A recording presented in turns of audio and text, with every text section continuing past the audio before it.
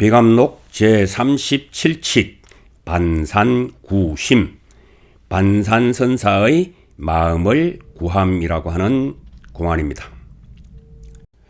불교 공부를 하는 경우 처음엔 되게 좋아라고 합니다. 모르던 것을 하나씩 익히고 쌓아가는 불교 지식을 축적하는 재미가 있기 때문입니다. 하지만 어느 순간 번개가 치고 천둥이 울리듯 눈앞에서 급박한 일이 벌어지면 지금까지 쌓은 불교 지식이란 것이 눈앞의 긴급한 상황을 해결하는 데 도움이 되지 않는다는 것을 알게 되면서 실망하게 됩니다. 하지만 그건 자신이 불교 공부라는 것을 잘못 인식했기 때문에 생긴 문제입니다. 불교 공부란 처음부터 마음을 어떻게 하면 안정시켜 해탈하느냐는 것이었는데 그 방법에 대한 이론만을 머리에 담는 것으로 만족했기 때문입니다. 공부가 조금 되었다 싶을 때 선지식을 만나면 자기가 배운 지식으로 헤아려 보려고 겁없이 덤비지만 선지식은 결코 지식으로 헤아릴 틈을 주지 않습니다. 팔만대장경을 넘어서는 안목이라야 개우 선지식을 살필 수 있고 바람을 잡는 솜씨라야 개우 선지식의 지혜를 엿볼 수 있습니다. 어떤 사람은 자기 깜냥대로 선지식을 이리저리 평가하기도 하는데 가령 충분히 분석했다고 좋아하는 그 순간도 다만 자기가 만들어낸 망상의 장난에 속고 있음을 모르고 있는 것이죠. 어떻게 하면 분별하지 않고 있는 그대로의 선지식을 볼 수 있을까요? 만약 눈앞의 손익을 계산하지 않고 온전히 선지식과 마주할 수 있다면 어느 누구도 그 사람을 어쩌지 못할 것입니다.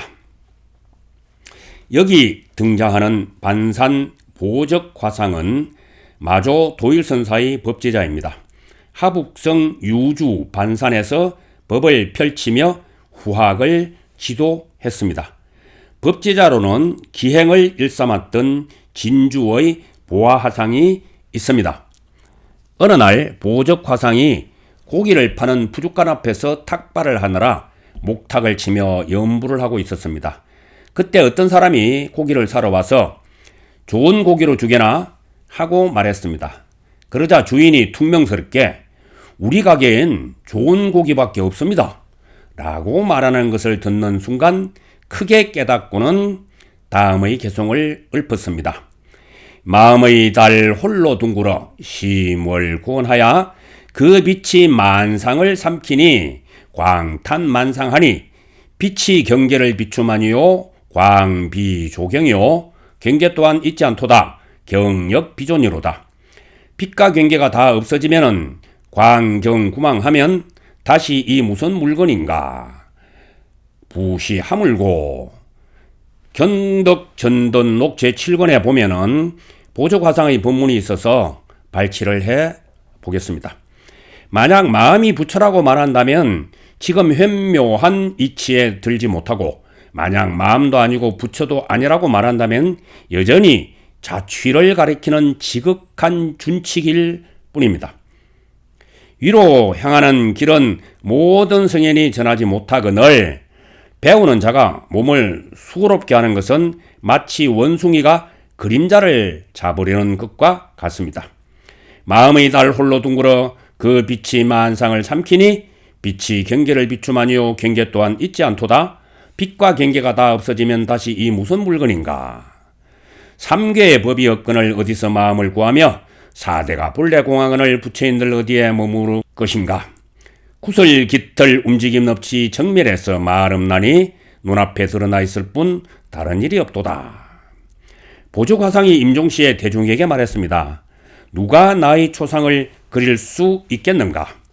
대중이 모두 초상을 그려 바쳤는데 화상은 모두 아니라고 하였습니다. 이때 제자 보화가 나섰습니다. 제가 스님의 진영을 그렸습니다. 그렇다면 왜 나에게 바치지 않는가? 보화가 물구나무를 써서 나가니 보적화상이 말했습니다. 저놈은 훗날 미친 듯이 사람을 교화하리라.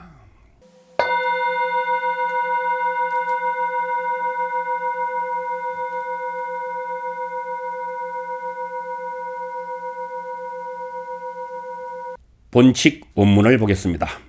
그 반산이 수어운 삼계 무법하니 하처 구심이리요. 여기 수어란 말은 설법을 한다는 뜻입니다.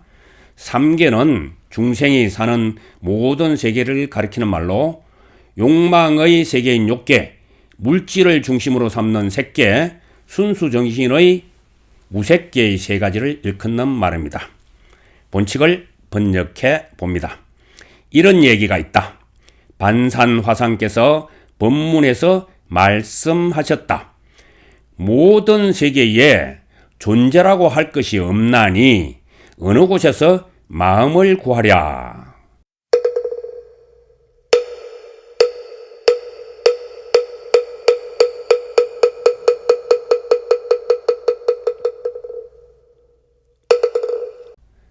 풀이해봅니다. 반산보족화상께서 금강보금을 휘두르셨습니다. 여기에 뭐라고 입을 대는 순간 그 사람의 혀가 잘릴 것입니다. 불교를 어느 정도 공부한 사람이라면 다 아는 용어를 여기에 구사해 놓았습니다. 삼계라느니, 법이라느니, 마음이라느니 하는 것 말이죠. 상식적 수순에서 보자면은 삼계는 어떤 존재들로 구성되는 곳입니다. 흔히 우리가 세상이라고 할 때는 보이는 것을 중심으로 얘기하죠. 그리고 그것을 인식하는 마음이라는 것이 있기에 우리도 존재한다고 생각하지요. 그러나 그것은 어디까지나 그림자 놀이입니다. 삼계라는 것이 대체 어디에 있나요? 존재라는 것은 또 무슨 호수에 달 잡는 얘기인가요? 마음이라는 것은 대체 무엇을 가리키는 것인가요? 언어적인 측면에서는 사전적인 설명을 할 수 있을 것입니다. 그런데 이 모든 것들이 오직 하나를 가리키고 있다는 것을 잘 모르고 있습니다. 그런 말들이 무엇을 향하고 있는지를 분명히 봐야만 합니다.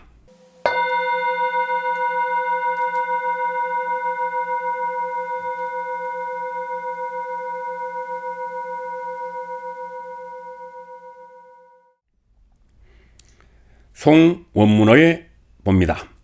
삼계 무법하니 하처구심고 백운 위계하고 유천 작금이라 일곡 양곡 무인해하니 우가야당 추소심이로다. 여기 위계는 일산이 된다는 뜻이고 작금은 금오고가 된다는 뜻입니다. 송을 번역해 봅니다. 온 세상에 아무것도 없나니 어디서 마음 따위를 구하랴. 하얀 구름은 일산이 되고 흐르는 물은 금운고가 됨이라. 한 가락 두 가락 아느니 없으니 비 지난 밤 연못 가을 물 깊어라.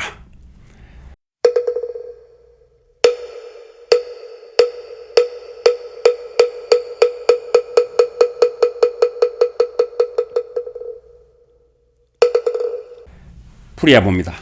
설두스님의 개송은 다시 공부하는 이들을 인도합니다.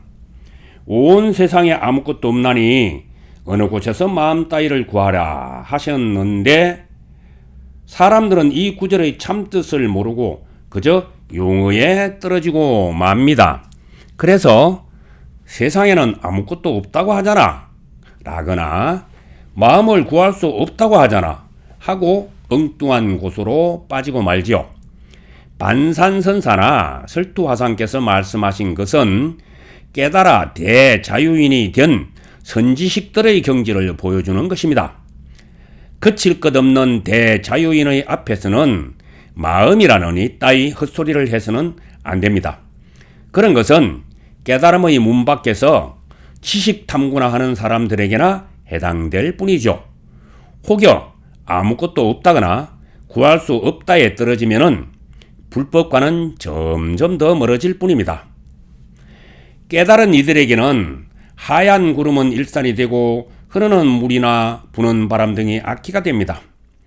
세계 최고의 오케스트라가 예술의 전당에서 연주하는 베토벤이나 말러의 교향곡을 들으면 얼마나 좋겠습니까? 그러나 엄격히 따지면은 그런 것들은 어디까지나 인위적인 것에 불과한 것이죠. 천지가 음악당이 되고 물과 바람과 나무와 바위가 악귀가 되어 연주되는 우주 교향곡을 들을 줄 알게 되면 그에게 더 이상 괴로움 따위가 남았을 리가 없습니다. 온 세상은 매 순간 쉼없이 최고의 연주를 되풀이해 주고 있는데 사람들은 망상에 빠져 부질없이 허송세월만 합니다. 그래서야 언제쯤 자신을 위해 연주되고 있는 멋진 가락을 즐길 수 있을까요? 깨달음의 경지를 비유하자면 마치 가을비 지난 밤 연못물이 깊어지는 것과 같은 것이죠. 설투화상께서 반산스님을 얼마나 좋아하는지를 아시겠습니까?